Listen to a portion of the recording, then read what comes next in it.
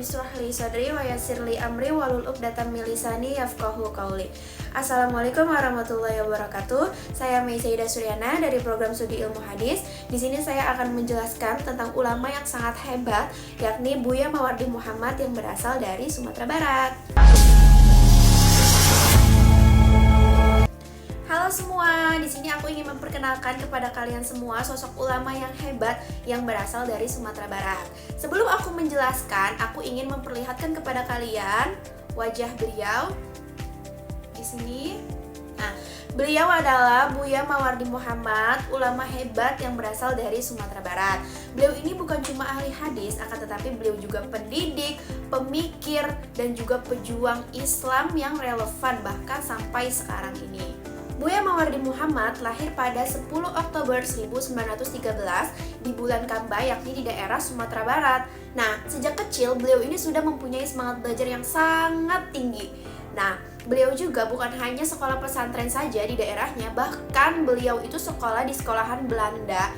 Bahkan beliau belajar bahasa Inggris dan juga bahasa Belanda untuk bisa mengakses ilmu dari luar. Nah, bisa kita bayangin kan semangat belajar beliau dari kecil yang sangat luar biasa. Pada tahun 1931, beliau mulai mengajar di Madrasah Tawali, yakni salah satu pesantren modern di daerah Padang Panjang.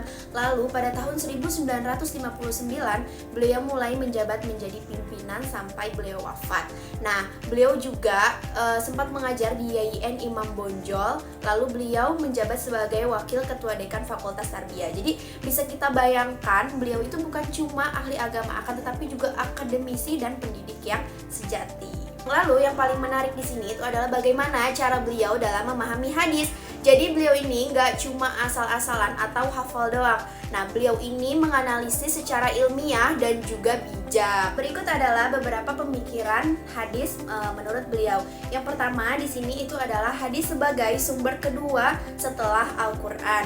Lalu yang kedua di sini itu adalah sanad dan matan hadis itu harus diperiksa gitu. Lalu yang selanjutnya, yang ketiga, teks dan konteks hadis itu harus seimbang. Dan yang terakhir di sini itu ada jadi hadis itu bukan hanya sekedar ibadah, akan tetapi hadis juga itu bisa dijadikan sebagai panduan hidup dalam bermasyarakat.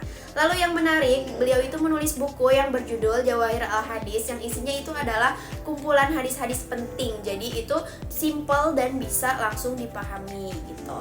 Lalu yang unik dan menariknya, beliau ini hidup di tengah-tengah adat Minang yang sangat kuat dengan pepatah yang seperti saya kasih contoh di sini.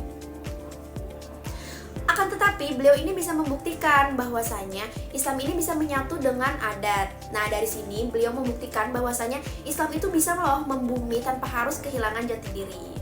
Lalu kenapa sih kita harus belajar kepada beliau? Karena beliau ini adalah salah satu contoh ulama yang kritis, moderat, juga kontekstual. Jadi beliau ini nggak kaku dan juga nggak ngawur. Nah, beliau ini selalu tetap berpegang pada sumber Islam yang asli gitu. Oke teman-teman, sudah sampai kita di penghujung. Mungkin cukup sekian dari saya. Afanistifa faniza wajatun al-khati'ats awil ghalatats minni. Akhiran, wassalamualaikum warahmatullahi wabarakatuh.